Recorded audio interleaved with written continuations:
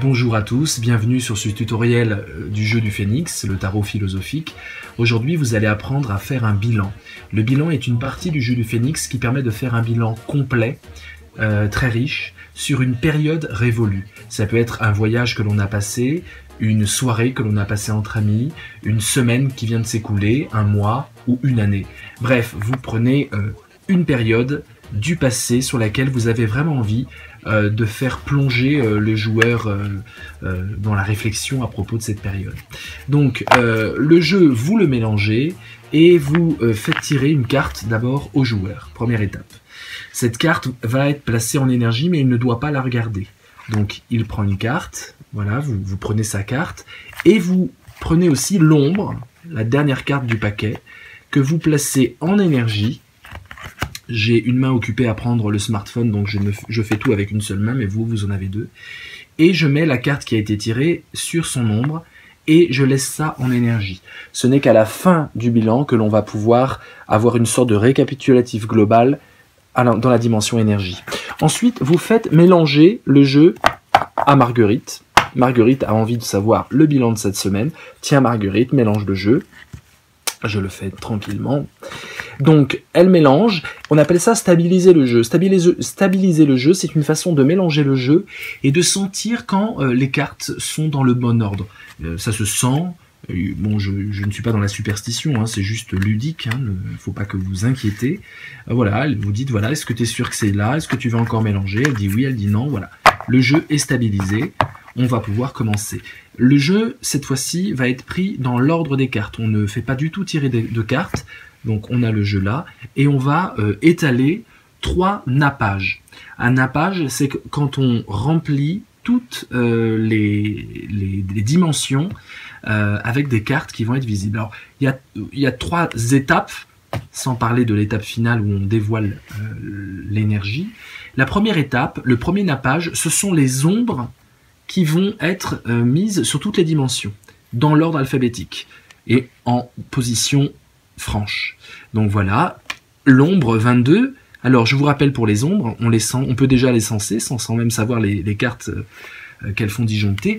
Là, il s'agit d'un refus, parce que c'est au-dessus de 13, donc on a affaire à une flamme d'onde de charme qui va faire disjoncter, peut-être, une flamme d'onde de charme pour la rendre choc, donc il s'agit d'une peur. Les flammes ombres d'onde de charme qui rendent onde de choc d'autres flammes, ce sont des peurs plus ou moins irrationnelles et plus ou moins incontrôlables.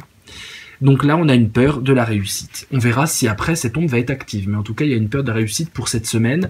Marguerite a eu peur de réussir, d'accomplir la réussite. Aventure, c'est l'action.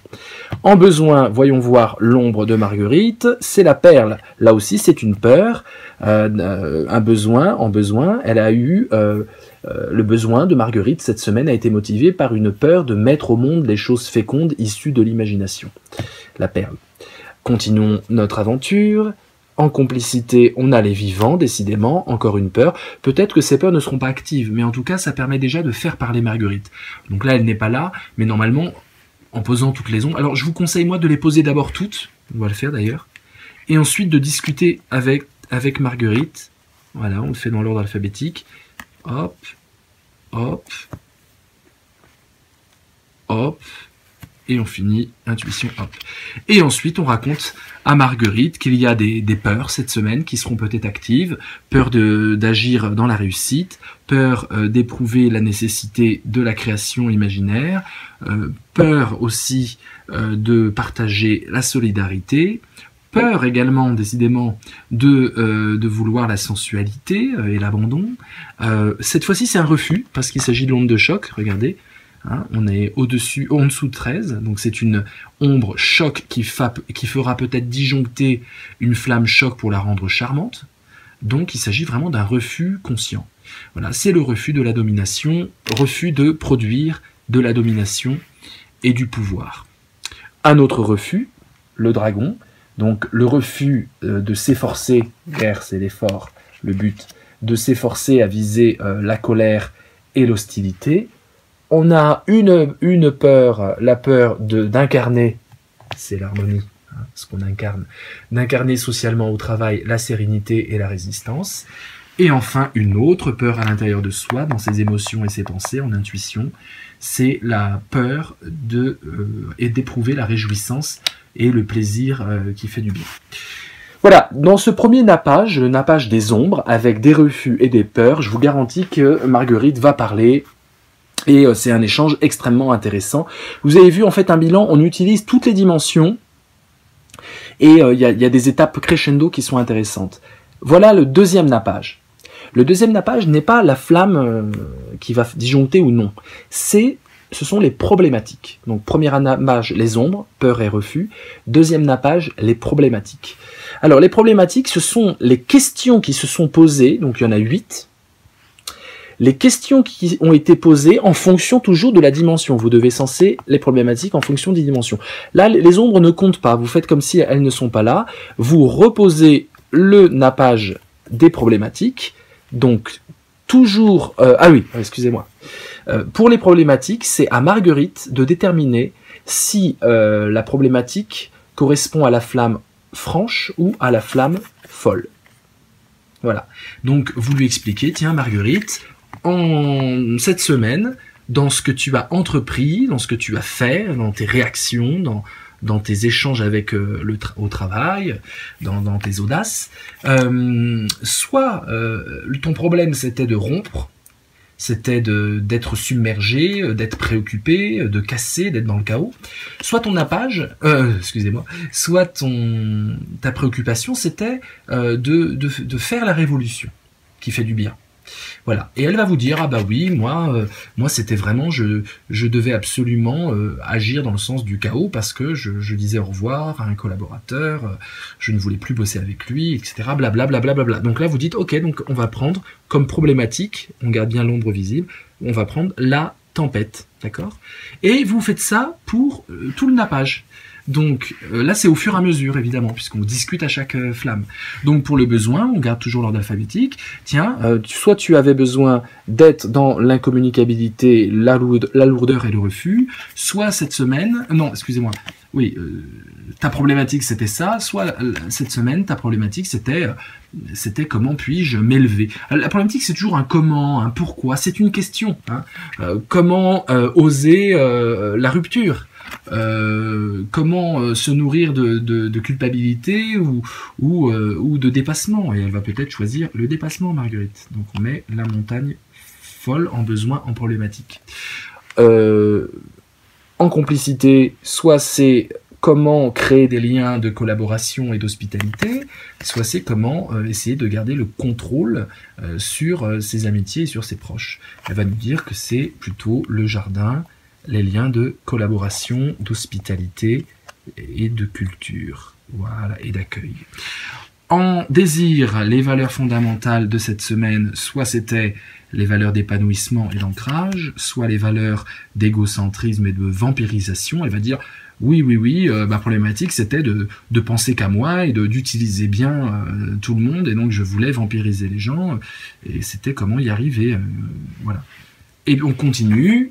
En fruit, elle va peut-être choisir produire de l'autorité, c'est la question.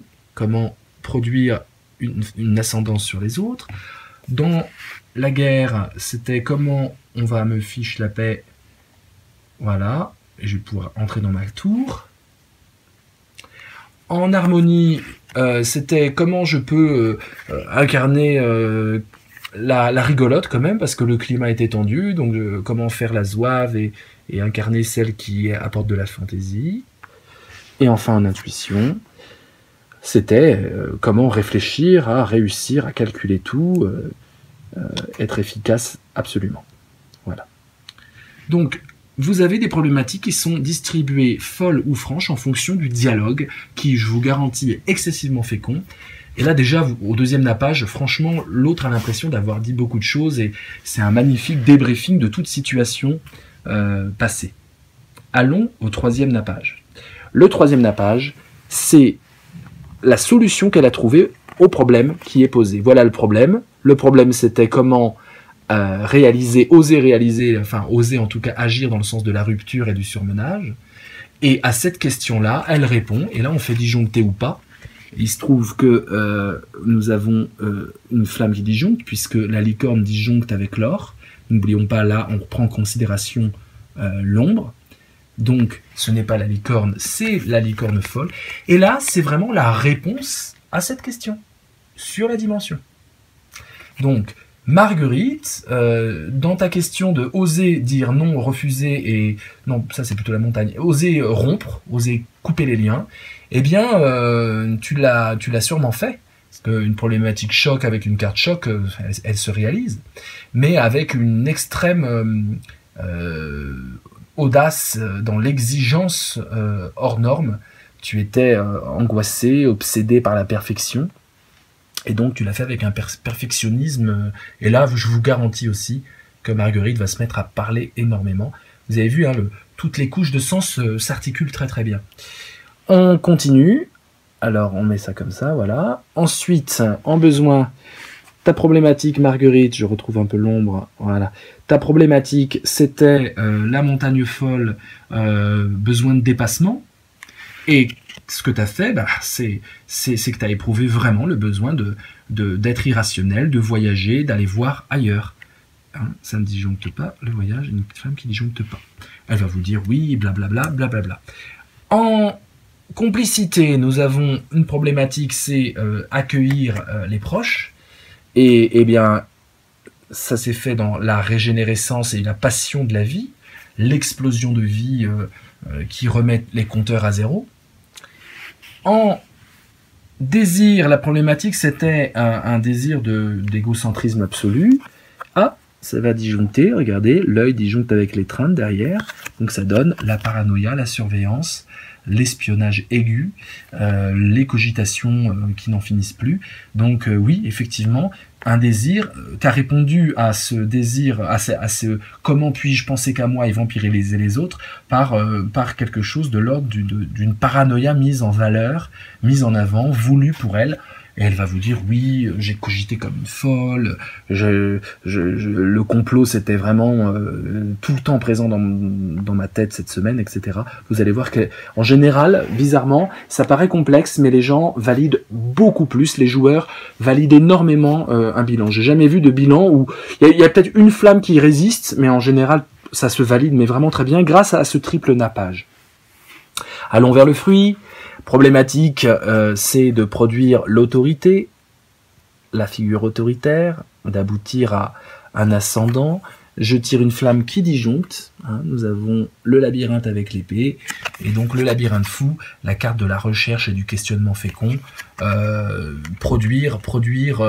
Bon, on peut dire que là, elle n'a pas répondu quelque part. Vous voyez, il fallait produire une autorité sévère. Et en fait, elle a produit un raisonnement, mais c'est très intéressant. Il faut lui dire, dans ton bilan, tu n'étais pas peut-être l'ancêtre, enfin, t'avais pas accompli cette sévérité-là, sévère, austère, intransigeante et moralisatrice, parce que tu as produit du questionnement, mais du questionnement fécond. Donc là, on peut mettre de l'ombre de charme. Alors, là, on a quoi? Voilà, on a un effort de solitude. Comment y arriver? Quelle est la réponse? Quelle est la réponse à la question « Comment puis-je arriver à cette solitude ?» Nous avons la source qui ne disjoncte pas. Bah, en fait, avoir plein d'initiatives, être celle qui va au-devant, dans l'optimisme, la jeunesse et la joie. Voilà. Et puis, dans cette problématique qui était de mettre un peu d'humour dans sa position sociale, on a en réponse une flamme qui ne disjoncte pas, mais ça va très très bien. L'enfance et l'amusement, c'est... l'innocence et la spontanéité, voilà. Et enfin, dans la problématique de cogiter ardemment aux meilleures solutions, hein, on a la dernière flamme du paquet, c'est le tigre qui ne disjoncte pas, qui est même incompatible du miel.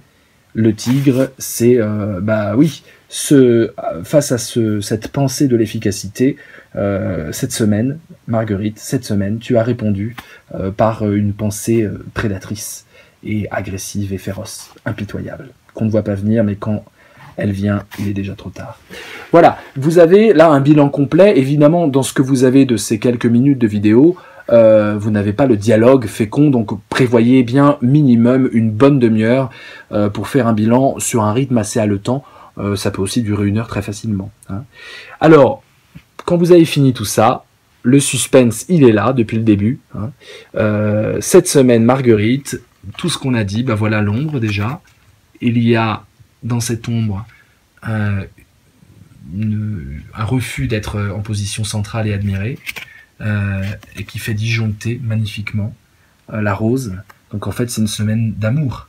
Même s'il y a des choses difficiles, douloureuses et compliquées, il est question d'amour cette semaine, d'enivrement, d'une énergie où tu te sens capable de passion, et tu es dans l'amour. Et là, elle va se mettre à rigoler, Marguerite, je vous garantis, et en disant « mais c'est tellement vrai, c'est incroyable, etc. » Elle va prendre en photo, voilà. C'est un livre, en fait, vous comprenez, vous composez un livre sur une période révolue. Voilà le bilan. C'est une partie très très intéressante. Voilà, j'espère que ça vous a plu. C'est la première vidéo qui parle de cette nouvelle partie qui n'est dans aucun manuel. Donc à vous de le pratiquer, à vous de le diffuser. C'est le bilan Phénix qu'on peut aussi utiliser dans la sphère professionnelle et dans la sphère psychologique, dans plein de sphères différentes, en gardant bien sûr la distance ludique en ligne de mire. Je vous remercie, je vous dis à bientôt sur la page Facebook du jeu, bien sûr, la page officielle, également sur le groupe Les Éclairs du Phénix, chapeauté par Vanina. Et puis n'hésitez pas à nous faire signe, des nouveaux jeux vietnamiens arrivent. Voilà, c'est jeuxduphénix@gmail.com. Ils sont magnifiques, ils sont brillants, on vous en parlera. Ils redonnent une nouvelle vie au jeu du Phénix. Je vous dis à très bientôt pour un prochain tutoriel ou d'autres événements. Suivez-nous de près et surtout diffusez l'onde de charme. À très bientôt.